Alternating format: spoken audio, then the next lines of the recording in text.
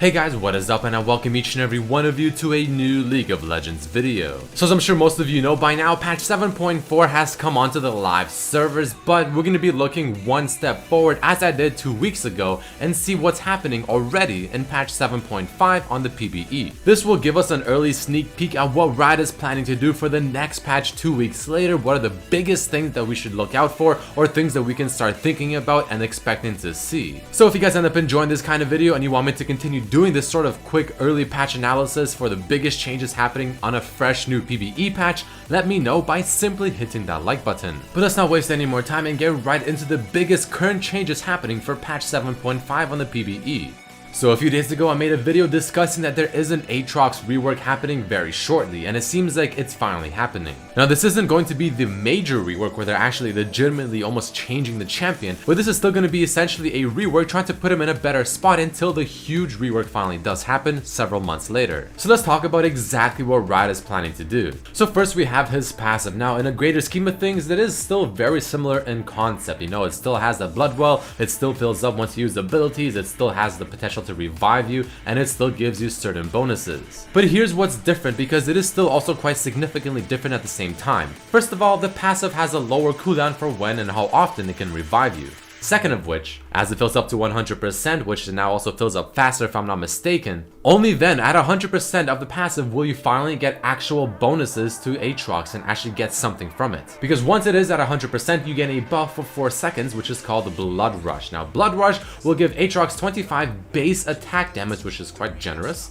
He'll get 20 to 50% increased attack speed, of course based on level, and just like right now, he'll still have that potential to revive upon taking fatal damage, recovering 30% of his health over 3 seconds. Now his Blood Well, which is the passive that fills up, has been slightly decreased in its capacity, and the Blood Well capacity growth per level has also been decreased from 45 to 0. But all in all, what you need to know about his passive is the fact that it still works in a similar fashion, but it fills up more quickly, and once it gets to 100%, you get a buff called Blood Rush where you get 25% of base attack damage, you get increased attack speed, and you just become stronger for that duration. But there's also changes to his other abilities, so let's talk about his Q first. Now probably the biggest change is the fact that not only does this ability no longer use any of your HP to actually cast, but it not only still fills up your blood well whenever you use the Q ability, but it also fills it up 20% of the maximum amount. So this in itself is already quite good because you're not losing any HP whatsoever for using this ability, yet it still fills up quite a bit of your passive, which now your kit more or less revolves around to get that bonus effect and to really go off for those 4 seconds. But following this, his base damage on his Q has been heavily lowered. However, to kind of compensate, it scales on total AD rather than bonus AD, which means his base AD of 60 will grant him plus 66 damage at level 1 just from his base AD without any items whatsoever, so his Q will get extra damage and actually do more damage at level 1. And as you'll see in just a bit, they're really heavily focusing Aatrox on being an AD only type champion without having any hybrid elements, or at least nowhere near as much. Next up, we also have Aatrox's W, which also got a rework. So the first thing to talk about is going to be the healing component of his W. The heal no longer triples under 50% HP, but now it has more of a base heal, and it also scales on missing HP. So this one is a little bit strange because before, or at least currently on the live server, it actually scales off of 25% bonus AD, and it seems like Riot is trying to emphasize everything scaling more off of AD in general, but switching this one to being off of missing HP rather than just scaling off of some form of AD as well feels a little bit awkward in a certain sense, but I guess it kind of makes sense if you really think about it. But the second part of Aatrox's W that offers you more damage no longer uses your HP to actually use this component anymore, just like his Q. But the damage on his W now is actually quite a bit lower than the current Aatrox on the live servers. The base is lower, the scaling is lower, but at least now whenever you proc his W, so whenever you get the third auto attack, it will fill up 20% of his passive. So getting AD and some attack speed will make that passive fill up pretty damn fast. And now last but definitely not least, we also have his E ability. So the cost on this one actually is a little bit different because not only has it changed from costing 5% of your current HP, but it actually still costs you HP to use his E, but now it'll only cost you 30. So I did the math on this by just a bit, and again, now that it uses 30 HP to cast rather than 5%, but currently with the Doran's Blade at level 1 if that's your starting item, using your E ability will also cost you about, give or take, 30 HP, if not slightly more, if you also run HP runes. So at the end of the day, it really isn't that much of a difference, but as you level up and as you become obviously a higher level champion, it will be a better trade-off since the percentage won't actually be scaling with you since you're only staying at 30 flat HP. And his E ability actually has better base damage as you level up this ability, so by rank 5 it'll actually give you a total of bonus 35 damage flat. It has 10% extra bonus AD scaling, but it lost its full 60% AP scaling. Now this isn't really all that bad. I mean, again, they're trying to emphasize a lot more on the AD component for Aatrox, but at the same time, the damage type has been changed from magical to physical. The amount the E ability slows has been changed from being 40% at all ranks to only starting at 30%, but going all the way up to 50%, and the slow duration has been changed to be at 2 seconds at every single rank, which isn't all that bad, I guess, but before, or at least currently on the live server, it actually goes up to 2.75. But just like every other ability, his E ability now also fills up 20% of the blood well. So if you use Q, if you use the W, if you use the E, that's 60% already. If you hit one person with the ultimate, that's another 20%, which is 80. So you can see how quickly you can actually get his passive up and you can get that buff going as soon as possible. So there you guys have it, a bunch of changes happening to Aatrox, a champion that is essentially forgotten in League of Legends, but Riot is trying to bring him back by giving him this rework as of right now. Let me know down in the comments below what you think. Personally, I think it's very interesting. I think his new aspect and the way he'll play will be a lot better. It'll be a lot more reliable and smooth with how he fills up his passive now, the amount of extra damage and bonus attack speed he gets from his passive as well, and just overall how he's just not reliant on constantly using his own HP to cast while not really being a tanky champion, so that's always been sort of an awkward thing. But there's still a few more things I want to discuss, so let's get right into those next.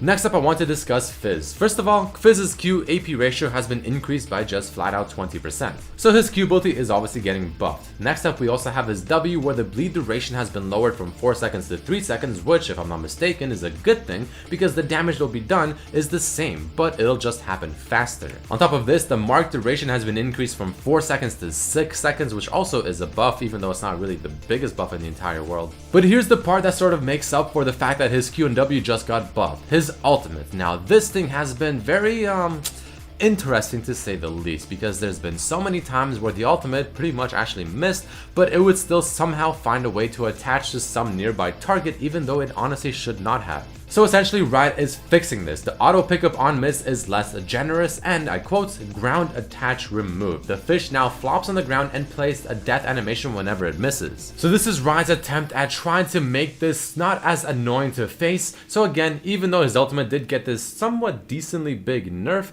they had to buff some other aspects of Fizz to not just completely put him into the graveyard, and I think overall it's a pretty worthy trade-off. But again, there's only going to be one way to truly find out, and that's when he finally gets onto the live servers, or at least after some testing has been finally done on the PBE server.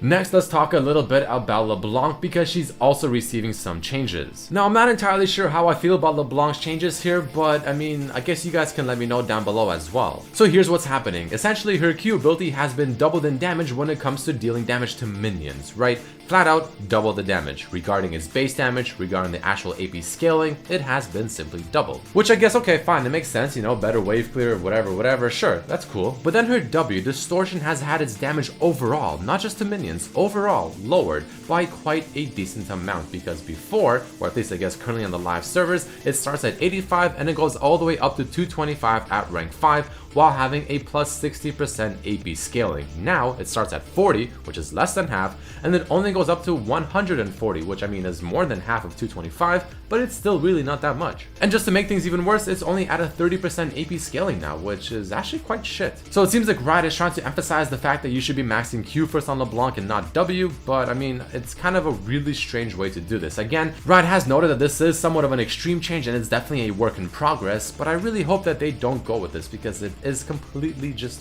weird, awkward, and just it doesn't make any sense, because on top of all of this, her mimicked distortion, which is if you press R then W, the damage on this has also been lowered by quite a bit on the base damage. All in all, pretty shit changes for LeBlanc, definitely putting her somewhat in the gutter here. Not entirely sure why they're doing this, and I really hope it doesn't go through because this will actually legitimately make LeBlanc somewhat of a weak champion.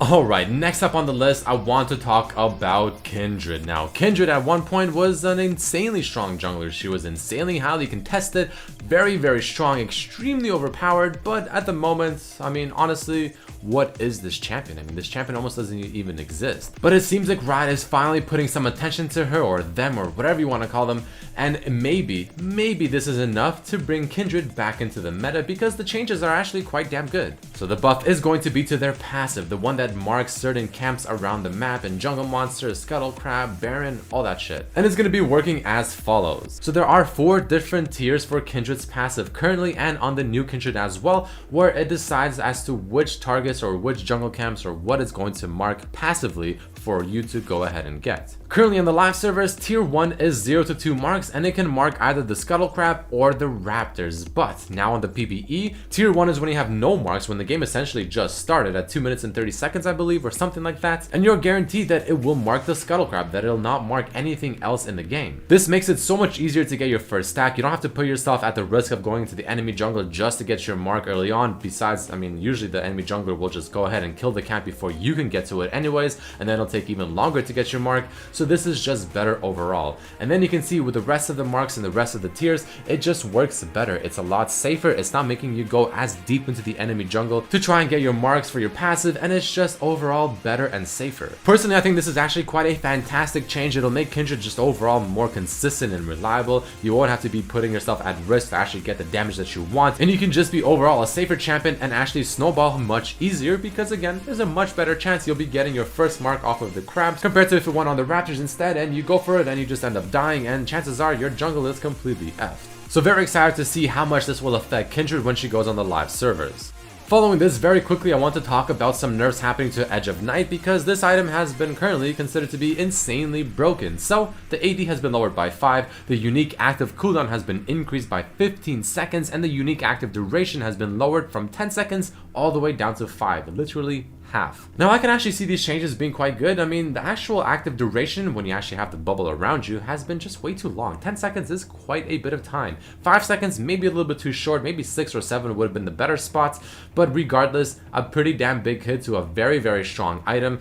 The lethality hasn't been touched, which is in my opinion the most important part, but all in all, definitely some much needed nerfs for Edge of Night. On top of this, there's essentially a rework happening to Doran's shield, where the total cost has been lowered, the health has been increased by 20, the health regeneration has been changed from 6 flat HP per 5 seconds to 100 base health regeneration. It's got a completely new unique passive, giving you 200 base health regeneration for 10 seconds after taking damage from an enemy champion, and also dealing 5 bonus physical damage to minions, also being a new passive. But unfortunately, the unique passive of it blocking 8 damage from single target attacks and spells has been removed. So the point of this change for Doran's shield is just to be more effective against people that constantly harass you in lane, because usually you get Doran's shield if you have a losing lane matchup and you want to have sustain, and this will definitely help you if you're constantly getting poked out and zoned and all that good stuff. And the final thing I want to discuss in this video is the fact that there's going to be several champions that now have recall animations. There's going to be over 70 champions and over 300 skins that now finally have some form of animation that they do as they recall, rather than just sort of awkwardly standing in one spot.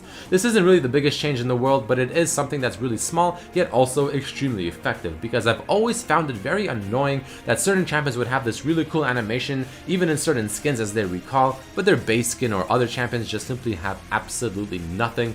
So this is a really cool add-on. It'll definitely add a little bit of extra to the game and just feel a little bit better as well. Again, nothing huge, but something definitely worth mentioning. But either way, guys, I mean, that is about it for this video. There you have it, some pretty damn big changes happening to Aatrox, Fizz, LeBlanc, Kindred, and even some of the items. If you did enjoy this video, make sure to hit that like button. If you found it useful or informative or whatever, let me know down in the comments below as well. Which of these changes do you like, dislike? But either way, thank you all so much for watching. Subscribe if you haven't, share this video with your friends so everyone else knows what's up, and I hope to see you from the next video.